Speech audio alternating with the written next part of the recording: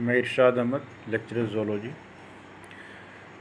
ये आप लोगों को एमएससी के बच्चों के लिए, स्टूडेंट्स के लिए कुछ हमने टॉपिक सेलेक्ट किया था और स्टार्ट किया था क्लासिफिकेशन से। तो क्लासिफिकेशन में वो टॉपिक लिया था मैं फिशेस का। एमएससी फिशेस के लिए ये टॉपिक है। इसमें आप जैसे ये देख रहे हैं, इसके अंदर फिशेस की क्लासिफिकेशन में तो कई तरह के क्लासिफाई किया गया है, लेकिन आप लोग थोड़ा सा कन्फ्यूज़ मत होइएगा। इसमें मेन चीज़ है कि कुछ जो फिशेस जो एक्सटिंक्ट हो चुकी हैं उनको प्लेकोडर्माई के अंदर कंट्रीब्यूट किया गया है। उसके बाद फिशेज आती है कॉन्ड्रिक्थिस और ऑस्टिक्थिस, जो कि लिविंग होती है। प्लेकोडर्म दे आर एक्सटिंक्ट, और ये पहले किस ज़माने में पाई जाती थी, अब नहीं पाई जाती है। और अपने जो इस सिलेबस के हिसाब से भी है, कॉन्ड्रिक्थिस है और ऑस्टिक्थिस। कॉन्ड्रिक्थिस और ऑस्टिक्थिस, इसका जो नॉमेनक्लेचर दिया गया है वो इस बेस पर है कि कॉन्ड्रिक्ट मतलब इसके जो इंडो स्केलेटन है कार्टिलेज के बने हुए हैं, ये इसका नाम इसी से डिराइव हुआ है। और ऑस्टिक्थिस के जो स्केलेटन होते हैं ये बोनी फिशेज भी कहते हैं, ये कार्टिलेज के ना होकर बोन्स के होते हैं। अब इसके थोड़ा सा डिटेल हम चलेंगे तो कॉन्ड्रिक्थिस के अंदर दो सब क्लास बांटा गया है। एक है एलेस्मोब्रंकाई और दूसरा है होलोसेफेलाई। एलेस्मोब्रंकाई जिसके अंदर पूरे शार्क ग्रुप आ जाता है, होलोसेफेलाई एक इसके अंदर एक छोटा सा ग्रुप है। और इस ग्रुप के अंदर आता है लिमिटेड फिशेज हैं, काइमेरा है जिसको रेड फिश कहते हैं। अब इसके बारे में आपको बताया जाएगा। अब थोड़ा सा और आगे बढ़ते हैं कि इसके अंदर आप जैसे चार्ट में देख रहे हैं, उस चार्ट के अंदर हम कार्टिलेजिनस फिशेज स्टार्ट करते हैं। तो कार्टिलेजिनस फिशेज के अंदर दोनों आते हैं, होलोसेफेलाई और एलेस्मोब्रंकाई। कार्टिलेजिनस फिशेज जो कॉन्ड्रिक्थिस होती है, इसको कार्टिलेजिनस कहते हैं। अगर इसके हम कैरेक्टर देखें तो इसके कैरेक्टर में इंडोस्केलेटन, फर्स्ट कैरेक्टर ये है कि endoskeleton they are made of the cartilage. Cartilage से ये नहीं कह सकते हैं कि इनके इंडोस्केलेटन कार्टिलेज के हैं, तो ये फिशेस कमज़ोर होती हैं, ये नहीं होती है। जितने शार्क होते हैं, बहुत कार्केडोडान, मैनीटा शार्क, सब के सब एक बहुत ज़बरदस्त प्रीडेटर होते हैं, पर उनके बोन्स कार्टिलेज के बने होते हैं। कन्फ्यूज़ ना होंगे कि बोन अगर इंडोस्केलेटन बोन्स का होता है तो मजबूत होता है, ये यहाँ पर कंसेप्ट आप दिमाग से निकाल दीजिए। इनके एक्सोस्केलेटन, जैसे फिशेस में कैरेक्टर्स में मैं पिछले लेक्चर में बताया था कि एक्सोस्केलेटन के रूप में स्केल्स पाए जाते हैं। स्केल्स साइक्लोइड, टेनोइड, गेनोइड और प्लेकोइड। प्लेकोइड स्केल्स पर्टिकुलर इस कॉन्ड्रिक्थिस के एक कैरेक्टरिस्टिक, मेन कैरेक्टरिस्टिक फीचर होते हैं। इसके अंदर गिल स्लिट जो है ना, 5 to 7 गिलेट स्लिट्स पाए जाते हैं। गिल स्लिट कहते हैं साइड में जो इसके गिल्स पाए जाते हैं, 5 to 7 पाए जाते हैं। दूसरी चीज़ इसमें अपर कुलम ऑस्टिक्थिस में पाया जाता है, इसमें अपर कुलम अनुपस्थित होता है, एब्सेंट होता है।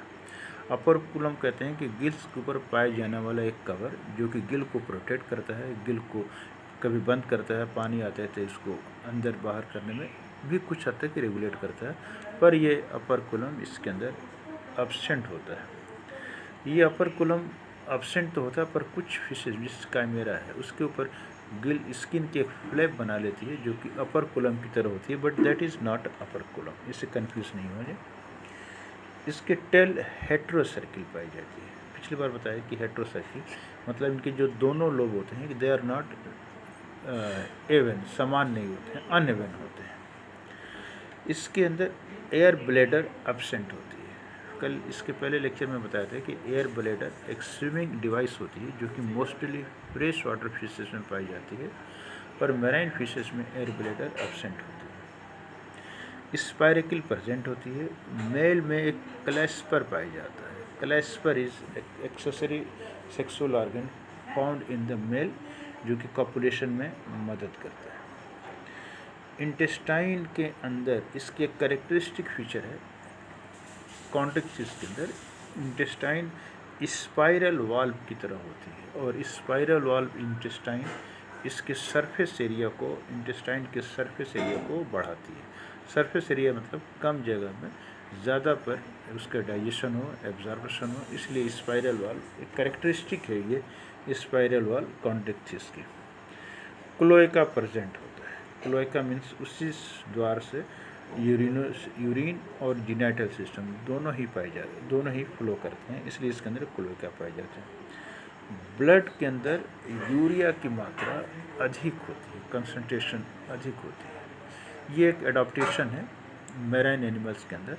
यूरिया जब अधिक रहती है तो osmotic balance marine water since का बना रहता है। अगर यूरिया की मात्रा कम हो, इनका ब्लड का कंसंट्रेशन कम हो, ऑस्मोसिस के द्वारा इसके ब्लड और मैराइन के ब्लड में काफ़ी ग्रेडियंट आ जाएगा, जिसकी वजह से इनको सर्वाइव करना मुश्किल हो जाता है। इसलिए मैराइन इन्वायरमेंट से अपने आप को कम्पीट करने के लिए, यानी सॉल्टी वाटर से कम्पीट करने के लिए एक ही मैकेनिज्म में डिवाइस है, एक एडाप्टेशन है कि इनके ब्लड में यूरिया की मात्रा अधिक पाई जाती है।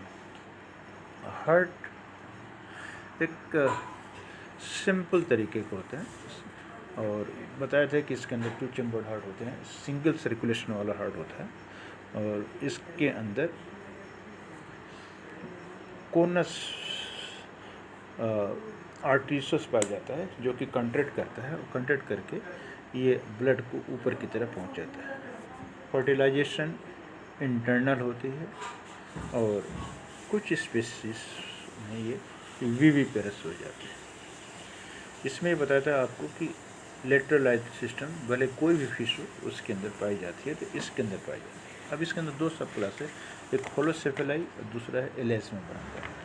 होलोसेफेलाई के अंदर आता है एक जो इसके अंदर खास तौर से इसकी जो विशेषता है होलोसेफेलाई की, वह है रेड फिशेस की। रेड फिशेस में काइमेरा आती है रेड फिश के अंदर, और ये काइमेरा की अगर कुछ कैरेक्टरिस्टिक देखेंगे तो ये इसकी कैरेक्टरिस्टिक, ये काइमेरा इसमें जैसे फ़ोटो में दिखा रहा है कि इसके अंदर काइमेरा की जो कैरेक्टरिस्टिक है, ये इसके सिर जो है काइमेरा के बिल्कुल, इसकी पूंछ थोड़ी सी बड़ी होती है और सिर थोड़ा सा पॉइंटेड होता है, इसलिए इसको थोड़ा कुछ रेड की शक्ल की होती है, इसलिए इसको हम रेड फिश कहते हैं। इसकी कैरेक्टरिस्टिक अगर हम आप देखें तो ये होलोसेफेलाई इसके अंदर आती है कि शार्क लाइक तो होती है बॉडी, और इसके हेड पॉइंटेड होता है, पॉइंटेड हेड, और इसकी पूंछ जो है ये पीछे की तरफ बड़ी रहती है, होती है हेट्रोसर्किल है। इसके अंदर जो 1-2 कैरेक्टर एलेस्मा ब्रांकाई से अलग होते हैं वो ये है कि इसके अंदर स्पाइरिकल एब्सेंट होती है। इसके ऊपर पाए जाने वाले प्लेक्वाइड स्केल्स एक पैचेस के रूप में पाए जाते हैं, चारों तरफ पूरे शरीर पर बराबर तरीके से नहीं बटे रहते हैं। एक और इसके जो एलेस्मा ब्रांकाई से कैरेक्टर अलग है, ये है कि एनस और यूरिनोजेनिटल सिस्टम दोनों अलग होते हैं, जो कि अभी बताया था कि एलेस्मा ब्रांकाई के अंदर क्लोएका पाया जाता है, इसके अंदर एनस पाया जाता है। इसके अंदर क्लेस्पर पाए जाते हैं और क्लेस्पर थोड़ा सा स्पेशलाइज्ड होता है। स्पेशलाइज्ड इन द सेंस क्लेस्पर के ऊपर कुछ डेंटिकल्स पाए जाते हैं और इसके एक पेकुलियर इसी के अंदर पाया जाता है, और ये भी माना जाता है कि ये क्लेस्पर डेंटिकल्स ये कॉपुलेशन में मदद करते हैं। इसके अलावा ये जो कैरेक्टरिस्टिक है एलेस्मा ब्रांकाई के कि इसके अंदर स्पाइरल वाल पाए जाते हैं, तो इसके अंदर भी स्पाइरल वाल पाए जाते हैं। पूंछ डायफी सर्कल होती है, व्हिप लाइक होती है, फिलामेंट की तरह होती है, और इसके स्किन के ऊपर जो लेटरलाइज सिस्टम है वो एक ग्रूव के रूप में पाया जाता है, खांच के रूप में पाया जाता है। पूरा फ्रॉम पेक्टोरल टू लास्ट तक ये ग्रूव के खांच के रूप में पाए जाते हैं। अब थोड़े से हम इसकी ओर आगे बढ़े। इसके अंदर काइमेरा खास उससे जिसको रेड फिश कहते हैं, और किंग ऑफ हेरिंग्स भी इसका दूसरा नाम दिया गया है। अब इसके बाद एलेस्मा ब्रांकाई को थोड़ा सा और हम आते हैं। ये होलोसेफेलाई होगी, एलेस्मा ब्रांकाई। एलेस्मा ब्रांकाई में आप थोड़ा सा एक चीज़ देखिएगा कि 2 एनिमल्स को मैं थोड़ा सा कंपैरिजन करूँगा। एक तो होते हैं शार्क और दूसरा है skates and rays. Skates and rays और शार्क, अगर दोनों में आप देखेंगे उसके हिसाब से इसके वर्गीकरण किया गया है। शार्क बिल्कुल जिसको कहते हैं लेटरल साइड में कंप्रेस होते हैं, बॉडी स्पिंडल शेप होती है, जबकि स्केट्स और रेस वो डॉर्सली वेंट्रली फ्लैट होते हैं, बिल्कुल देखने में चौड़े लगते हैं। डॉर्सी वेंट्रली फ्लैट का मतलब उनके, अगर आप इनको देखेंगे ये तो बिल्कुल स्ट्रीमलाइन नॉर्मल फिश की तरह होती है, और स्केट और रेस बिल्कुल डॉर्सली वेंट्रली फ्लैट का मतलब कि चपटे होते हैं। ये एक इसकी कॉमन कैरेक्टरिस्टिक है। इसी के आधार पर इनको दो भागों में बांटा गया है, प्लूरोट्रिमेटा और हाइपोट्रिमेटा। प्लूरो कहते हैं लेटरल को, पार्श्व भाग को प्लूरल कहा जाता है, और हाइपो मतलब नीचे। प्लूरोट्रिमेटा और हाइपोट्रिमेटा, इसमें आपने चार्ट में देख लीजिए कि इसमें ये होता है कि प्लूरोट्रिमेटा के अंदर इनके जो गिल स्लिट होते हैं वो लेटरल साइड में होते हैं, बिल्कुल सबसे यही पहचान है, सब मेन पहचान ये होती है लेटरल साइड में। और हाइपोट्रिमेटा में इनके जो गिल स्लिट होते हैं, हाइपो मतलब नीचे की तरफ होती है। माउथ, इनके मुख जो है ना दोनों में ही वेंट्रल होती है।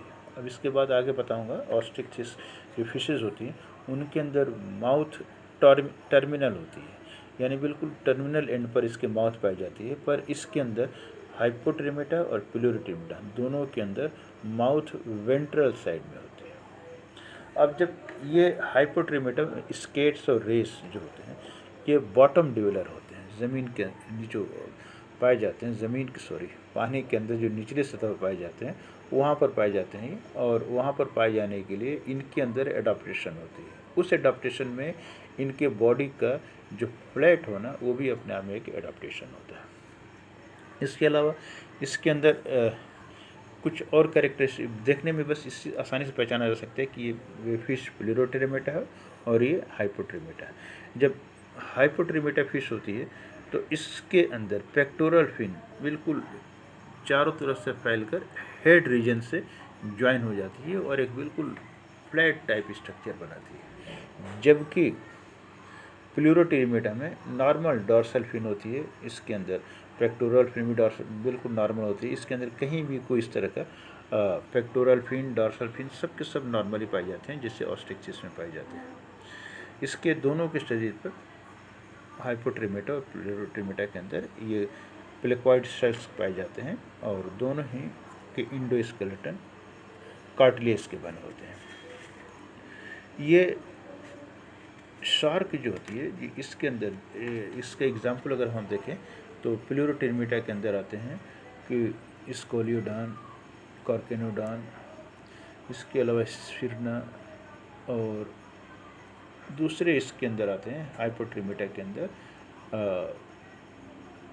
इलेक्ट्रिक रेज आती हैं, स्टिंग, रेस, टॉर्पेडो, प्रिस्टिस जिसको सॉफिश कहते हैं। तो ये हो गई आपको ऑस्ट्रिक्सिस के बारे में और उसके अंदर पाए जाने वाले फिशेस के बारे में। नेक्स्ट में मैं नेक्स्ट कवर करूँगा। Okay, thank you very much.